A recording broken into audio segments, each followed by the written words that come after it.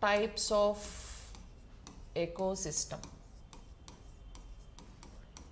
Okay, so this is today's topic. So as you know that, as we discussed previously, so ecosystem means the combination of living things and non-living things in the nature is called ecosystem. Okay, so nature lo living things, non-living things rendu combination ni, so we can call it as ecosystem అని పిలుస్తాం. అయితే ఇప్పుడు ecosystem మనం different ఏరియాస్లో different type of ఎకోసిస్టమ్ని మనం observe చేస్తాం. So basically as per nature, so we have only 2 types of ecosystem. So one is like terrestrial ecosystem, terrestrial. Okay, terrestrial ecosystem. The first type is terrestrial ecosystem. Terrestrial ecosystem తెలుగులో భౌమ్యావరణ వ్యవస్థ అని పిలుస్తారు. ఓకేనా, so what ever the ecosystem if we can observe on the surface of the soil is called terrestrial ecosystem. Okay, and second thing is aquatic ecosystem. Okay, second thing is aquatic ecosystem. So aquatic ecosystem means this particular ecosystem we can observe in water. That means in water ecosystem. So water ecosystem means so this particular aquatic ecosystem so we may observe in oceans or rivers or lakes. This is aquatic ecosystem. So terrestrial ecosystem అంటే భూమి మీద ఉండేటువంటి ecosystem. Aquatic ecosystem means ఓషన్స్లో, సముద్రాలలో లేదా వాటర్లో ఉండే ఎకోసిస్టమ్ని aquatic ecosystem అని పిలుస్తారు. ఓకేనా, సో ఫస్ట్ మనం ఇందులో 1 by 1 స్టార్ట్ చేద్దాం. So first we can start with terrestrial ecosystem. Okay, terrestrial ecosystem means so భౌమ జీవావరణ వ్యవస్థ. భౌమ జీవావరణ వ్యవస్థ అంటే so whoever or whatever animals are surviving on the surface of the land or on the surface of the earth, so that is like terrestrial ecosystem. Okay, ఏవైతే జీవులు లేదా ప్రాణులు భూమి మీద నివసిస్తూ ఉన్నాయో సో వాటిని టెరెస్ట్రియల్ ఎకోసిస్టమ్గా మనం కన్సిడర్ చేయొచ్చు. సో ఇక్కడ మళ్ళీ చెప్తున్నాను, you should remember one point, that is ecosystem means not only living organisms involved in that. Okay, in ecosystem living things and non-living things combination. Non-living things means nothing but nature, sunlight, water, air, moonlight, okay, soil, ఇవన్నీ non-living things కదా. Non-living things, living things combination ని ecosystem అని పిలుస్తారు ఎప్పుడైనా. ఓకేనా, so ecosystem means the relation in between non living thing and living thing is called ecosystem. Okay, so you should remember that point. Okay, that is ecosystem. మరి terrestrial ఎకోసిస్టంలో మనకి ఏమేమి ఆవరణ వ్యవస్థలు ఉన్నాయి? ఓకే, సో అందులో నేచరు ఉంటుంది, plus animals, plus birds, micro organisms అన్నీ ఉంటాయి. So here we have main 8 types of terrestrial ecosystems. Okay, so one is like tundra and alpine, coniferous forest, temperate deciduous, temperate evergreen forest, tropical rainforest, grassland and desert. So these are the examples for terrestrial ecosystem. ఇవన్నీ భూమి మీద మనం observe చేసేటువంటి ecosystems అన్నమాట, different types of ecosystems. ఓకేనా, so first 1 by 1 మనం చూద్దాం. First tundras గురించి డిస్కస్ చేద్దాం.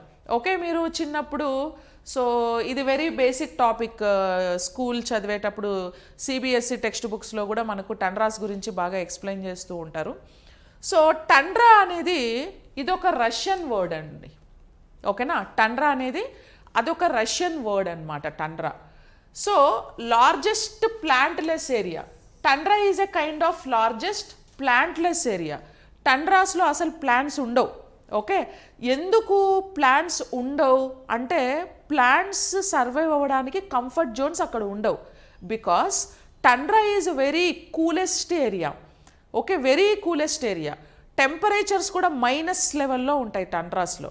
సో కాబట్టి ఇప్పుడు as per science without sunlight plant can't survive that much because they need to be involved in the photosynthesis. Okay, if they want to be involved in the photosynthesis, of course they require a sunlight. But in tundras, sunlight అనేది మనం అంత ఎక్కువగా observe చెయ్యం. ఓకేనా, టండ్రాస్లో sunlight చాలా తక్కువ ఉంటుంది. It's very very cool and least లో లెవెల్ టెంపరేచర్స్ అనేవి టండ్రాస్లో ఉంటాయి కాబట్టి so most of the cases so high level plants ఇక్కడ సర్వైవ్ కాలేవు. ఓకేనా, సో అందుకే లార్జ్ ఇట్లా టండ్రాస్ అనేది ఇలా ఉంటుంది. ప్లాంట్లెస్ ఏరియా, ఇది మొత్తం ఏంటంటే ప్లాంట్లెస్ ఏరియా, మొత్తం మంచు అంతా పడిపోయి సర్ఫేస్ అంతా మంచుతో కప్పబడిపోయి ఉంటుంది. ఓకేనా, at the same time north America and North Eurasia ఏరియాస్లో 5 మిలియన్ ఎకర్స్లో టండ్రా స్ప్రెడ్ అయ్యింది. ఓకేనా, సో టండ్రా ఎంత డిస్టెన్స్లో స్ప్రెడ్ అయ్యిందంటే almost 5 million acres. So mostly we can observe so tundras in North America and North Eurasia mostly. Okay, so 5 acres land completely totally occupied by the tundras in North America and North Eurasia. And ఇక్కడ long time dark winter ఉంటుంది, short time summer ఉంటుంది, light summer. Okay, summer చాలా light అంటే ఎండలు అంత intensity ఉండదు, sunlight అంత intensity ఉండదు, అంత తీవ్రత ఉండదు అనమాట. లిటిల్ లైట్ అనేది ఉంటుంది, అది కూడా చాలా షార్ట్ పీరియడ్. అంటే పగలు తక్కువ, రాత్రి ఎక్కువ. ఓకే, సన్లైట్ తక్కువ ఉంటుంది అండ్ కూల్ డార్క్ టైం అనేది ఎక్కువ ఉంటుంది. అంటే బాగా చీకటి, దట్టమైన చీకటి ఉంటుంది. అంటే నైట్ ఎక్కువ, డే టైం తక్కువ. ఓకే, అలాంటి నేచర్ అనేది మనము టండ్రాస్లో అబ్జర్వ్ చేస్తాం. ఓకేనా, అలాంటి నేచర్ని చూస్తాం. ఇంకా టండ్రాస్లో మొత్తం ఇదంతా మంచే కదా. ఎప్పుడైతే సన్లైట్ ఎఫిషియన్సీ ఎక్కువ ఉంటుందో, సన్లైట్ వచ్చినప్పుడు ఈ మంచు మొత్తం స్నోఫాల్ అంతా కరిగిపోతుంది, కరిగిపోయి వాటర్ అయిపోతుంది. ఓకే, మళ్ళీ బాగా వింటర్ సీజన్లో మళ్ళీ ఫ్రీజ్ అయిపోతుంది, మళ్ళీ ఫ్రీజ్ అయ్యి ఐస్ అయిపోతుంది అనమాట. ఓకే, అట్లా ఐస్ లిక్విడ్ అండ్ సాలిడ్ స్టేట్లోకి కన్వర్ట్ అవుతూ ఉంటుంది. ఓకే, నెక్స్ట్ ఇక్కడ ఉండే మంచుని మనం ఏమంటారంటే పెర్మాఫ్రాస్ట్ అంటారు. ఇప్పుడు ఈ పర్మాఫ్రాస్ట్, ఈ టర్మినాలజీ చాలా ఇంపార్టెంట్. పర్మాఫ్రాస్ట్ అంటే ఏంటి అని అంటే snow layer. Okay, snow layer. So surface, all surfaces covered with snow layer కదా, this snow layer is called permafrost అని పిలుస్తాం. ఓకేనా, పర్మాఫ్రాస్ట్ అనే స్నో లేయర్ తోటి సర్ఫేస్ మొత్తం కప్పేసి ఉంటుంది అనమాట. అండ్ -60 degrees సెంటిగ్రేడ్ టెంపరేచర్ మనం అక్కడ అబ్జర్వ్ చేస్తాం. -60. ఇప్పుడు మనకు 30-35 టెంపరేచర్ ఉంటేనే మనకి ఎక్కువ చలి అనిపించేస్తుంది.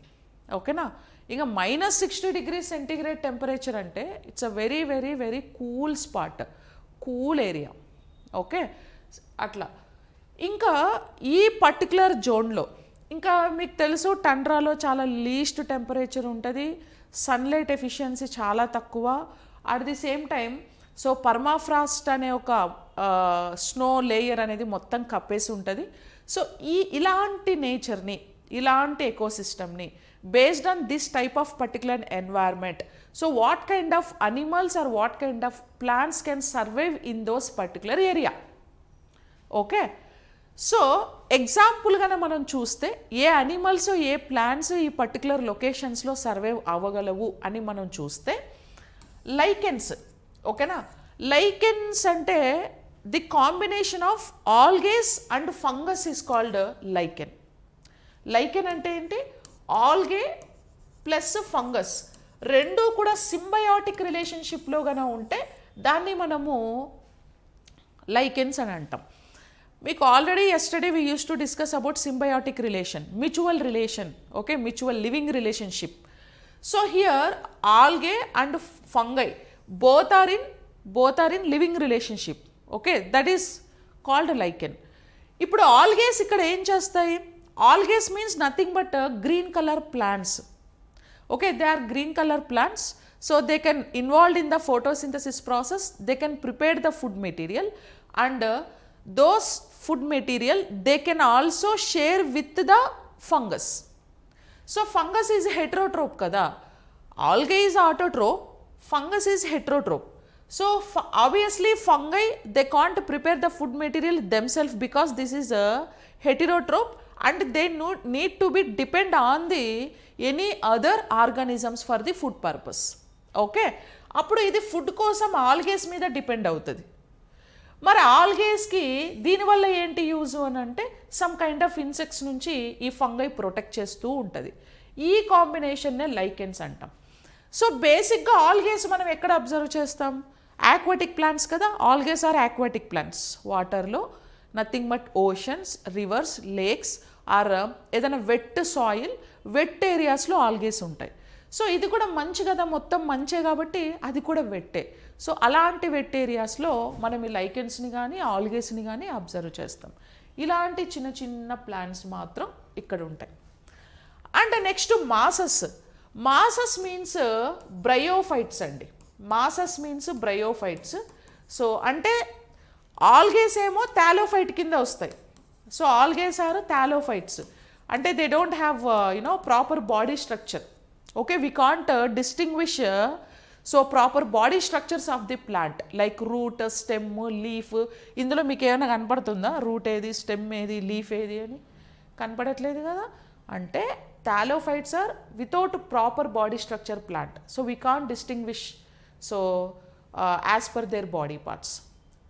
But when it comes to bryophyte, bryophytes are somewhat developed than the thallophyte. Okay, thallophyte కంటే కొంచెం లిటిల్ బిట్ డెవలప్డ్. ఇవి కూడా పెద్ద చెట్లు, పెద్ద ప్లాంట్స్ ఏం కాదు. సమ్వాట్ లిటిల్ చిన్న రూట్ సిస్టమ్ అనేది వీటికి ఉంటుంది. సో బ్రయోఫైట్స్ని మనం ఏమని కూడా పిలుస్తారంటే amphibians of plant kingdom. Okay, amphibians అంటే ఏంటి? బేసిక్గా amphibians means what? So amphibians అంటే ఏంటి? Who can survive both in terrestrial ecosystem and aquatic ecosystem. అంటే ఏవైతే టెరెస్ట్రియల్ ఎకోసిస్టమ్ అంటే భూమి మీద, ఆక్వాటిక్ ఎకోసిస్టమ్ అంటే వాటర్లో. భూమి మీద, వాటర్లో రెండిట్లో ఏవైతే సర్వైవ్ అవ్వగలుగుతాయో వాటిని యాంఫీబియన్స్ అని పిలుస్తారు. అనిమల్స్లో ఎగ్జాంపుల్స్ ఏంటి యాంఫీబియన్స్కి? ఫ్రాగ్స్. ఫ్రాగ్ ఉంది కదా, ఫ్రాగ్ వాటర్లో సర్వైవ్ అవుతుంది, ల్యాండ్ మీద సర్వైవ్ అవుతుంది. స్నేక్స్ కానీ, క్రొకొడైల్స్ కానీ, టార్టైస్ కానీ, ఇవి అనిమల్స్లో. మరి ప్లాంట్స్లో బ్రయోఫైట్స్ అని వేటిని అంటారు అంటే యాంఫీబియన్స్ ఆఫ్ ప్లాంట్స్ అని వేటిని అంటారంటే బ్రయోఫైట్స్. అంటే ఇవి ల్యాండ్ మీద ప్లస్ వాటర్లో రెండిట్లోనూ సర్వైవ్ అవుతాయి. లిటిల్ బిట్ రూట్ సిస్టమ్ కొంచెం డెవలప్ అయింది కాబట్టి ల్యాండ్ మీద కూడా ఉండగలవు. ఇలాంటి చిన్న చిన్న మొక్కలు మాసస్ అంటారు. ఓకేనా, వీటికి ప్రాపర్ రూట్స్ ఉండవు, ప్రాపర్ స్టెమ్ ఉండదు, ప్రాపర్ లీఫ్ ఉండదు. స్టెమ్ లాంటి స్టెమ్ ఒకటి ఉంటుంది, లీఫ్ లాంటి లీఫ్ ఒకటి ఉంటుంది. ఓకేనా, అట్లా లిటిల్ బిట్ చిన్న చిన్న ప్లాంట్స్ అనేసి మనం చెప్పచ్చు. Okay, so those are like plants, mosses and lichens ఉంటాయి. ఇంకా టండ్రాస్లో అనిమల్స్ ఏముంటాయి? ఓకే, టండ్రాస్లో మనం ఏ అనిమల్స్ని అబ్జర్వ్ చేస్తాం? మోస్ట్లీ రెయిన్డీర్. రెయిన్డీర్ అంటే దుప్పి అంటారు, ఇదండి. Okay, this is reindeer. ఇవి టండ్రాస్లో ఎక్కువగా సర్వైవ్ అవుతాయి. And polar bear, this is polar bear. And Arctic fox. Arctic fox మీకు కరెంట్ అఫైర్ బిట్ వచ్చింది కదా ఈ మధ్య. ఆర్కిటిక్ ఫాక్స్ని చైనా వాళ్ళు క్లోనింగ్ చేశారు. ఓకేనా, చైనా కంట్రీలో ఆర్కిటిక్ ఫాక్స్ బాగా ఎక్స్టింక్ట్ అయిపోతుందంట. క్రిటికలీ ఎండేంజర్డ్ స్పీసీస్, అంతరించిపోతుంది. అందుకని ఆ పర్టికులర్ స్పీసీస్ని ప్రొటెక్ట్ చేయడం కోసం చైనా వాళ్ళు ఆర్కిటిక్ ఫాక్స్ని క్లోనింగ్ చేశారు. ఓకేనా, సో అలాంటివి, ఇలాంటి అనిమల్స్ అన్నీ ఇందులో ఉంటాయి. ఇప్పుడు వీటి బాడీ చూస్తే మీకు స్కిన్ ఎలా ఉంది?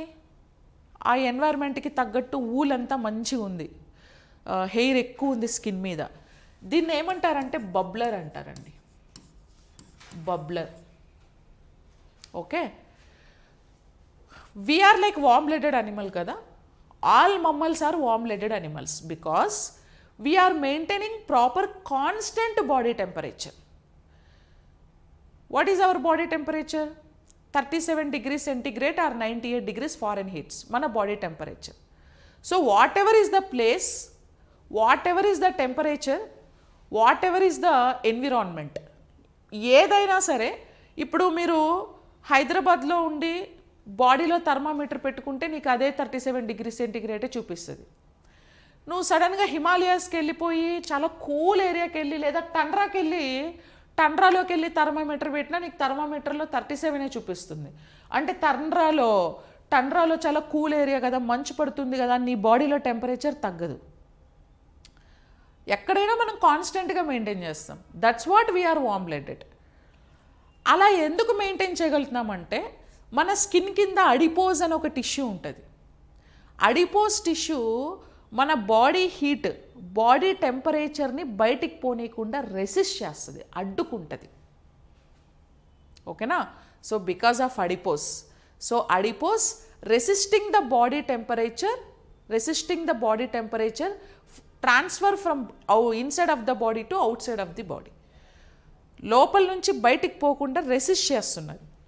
సేమ్ అలాగే వీటికి మనకు అడిపోజ్ ఎలాగో వీటికి బబ్లర్ అలాగా, అంటే మనకంటే ఇంకా మందంగా ఉంటుంది.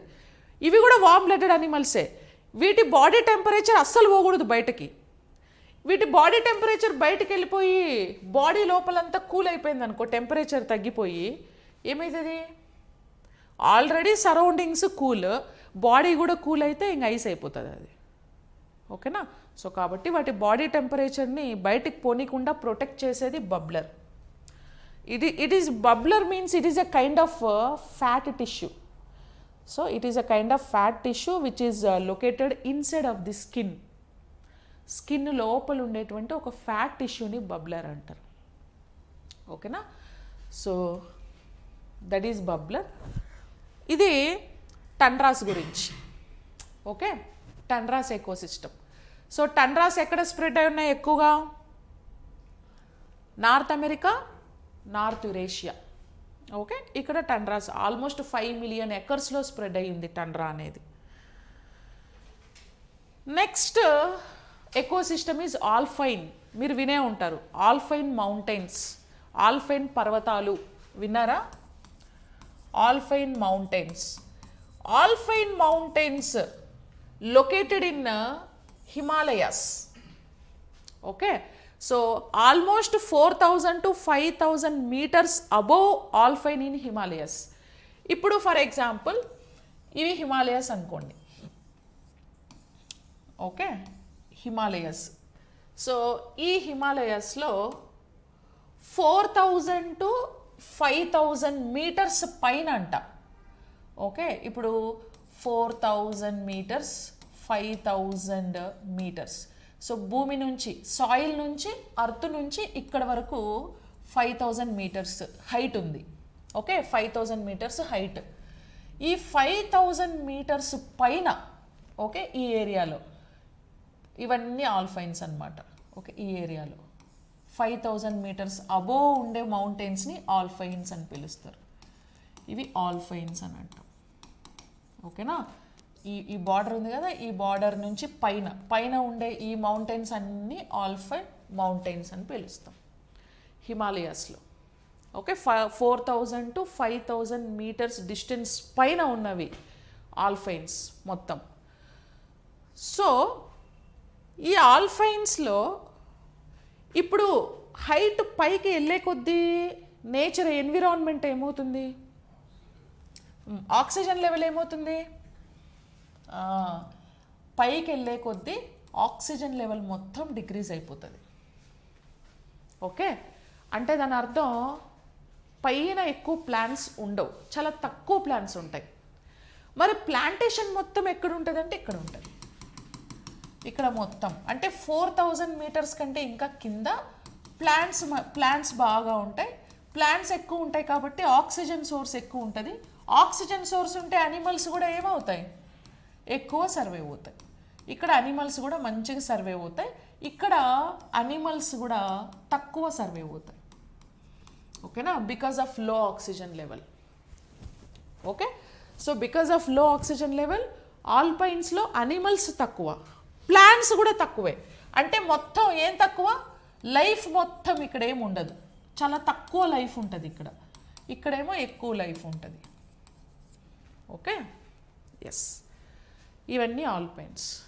ఆల్పైన్స్లో లైఫ్ ఎక్కువ ఉండదు బికాజ్ ఆక్సిజన్ సోర్సెస్ తక్కువ ఉంటాయి కాబట్టి అనిమల్స్ సరిగా సర్వైవ్ అవ్వలేవు, ఈవెన్ ప్లాంటేషన్ కూడా తక్కువ ఉంటుంది.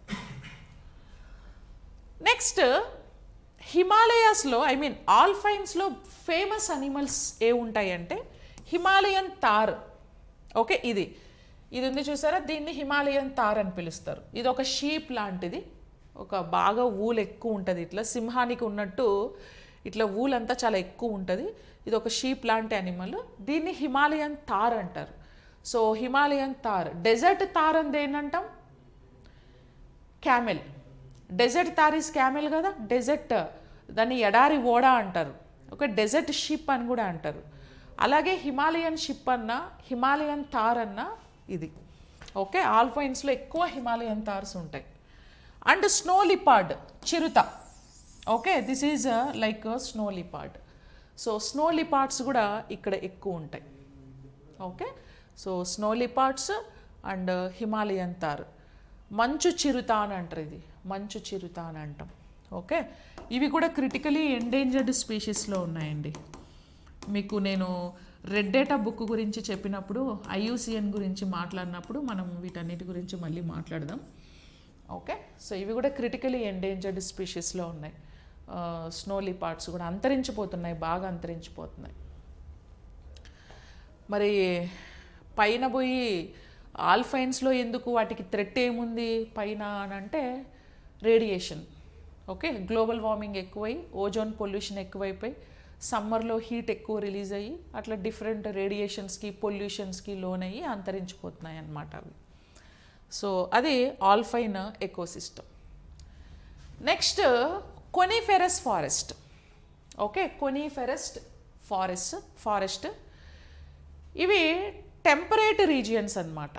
ఓకే, కొనిఫెరస్ ఫారెస్ట్ అంటే temperate mountain regions. Okay, temperate mountain regions.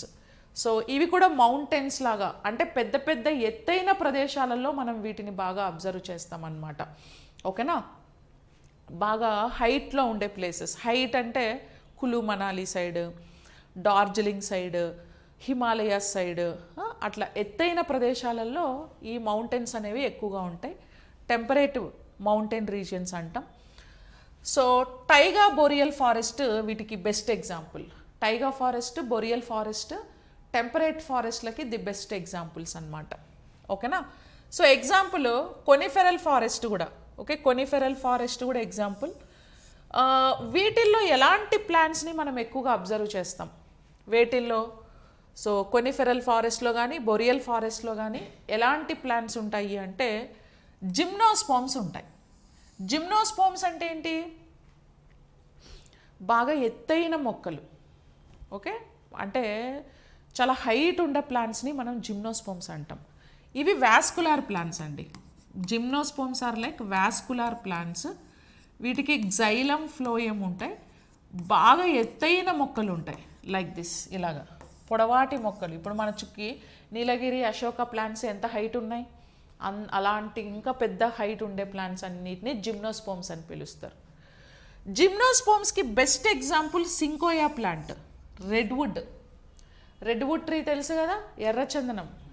Very longest plant redwood tree. Pushpa సినిమాలో చూపిస్తారు కదా రెడ్వుడ్ స్మగ్లింగ్, ఎర్రచందనం స్మగ్లింగ్ చేస్తూ ఉంటారు కదా. ఎవరైనా ఈ రెడ్వుడ్ ట్రీస్ని మన ఇండియాలో అయితే హిమాలయాస్లో ప్లస్ ఈ కొనిఫెరస్ ఫారెస్ట్లో రెడ్వుడ్ ట్రీస్ బాగుంటాయి. ఆంధ్రప్రదేశ్లో తిరుపతి, చిత్తూరు, కడప, ఘాట్ ఆ ఏరియా అంతా, తిరుమల ఉందా, తిరుమల కూడా రెడ్వుడ్ ఫారెస్టే. రెడ్వుడ్ ట్రీస్ ఎక్కువ ఉంటాయి ఆ ఫారెస్ట్లో. శేషాచలం ఫారెస్ట్ అంటాం దాన్ని. ఆ శేషాచలం ఫారెస్ట్ మొత్తం రెడ్వుడ్ ట్రీసే ఉంటాయి. Okay, so redwood tree is one of the gymnosperm actually. Redwood tree is one of the gymnosperm. అదొక జిమ్నోస్పోమ్ అండ్ ఈ ఫారెస్ట్లో ఎక్కువగా ఫేమస్ అన్నమాట అది.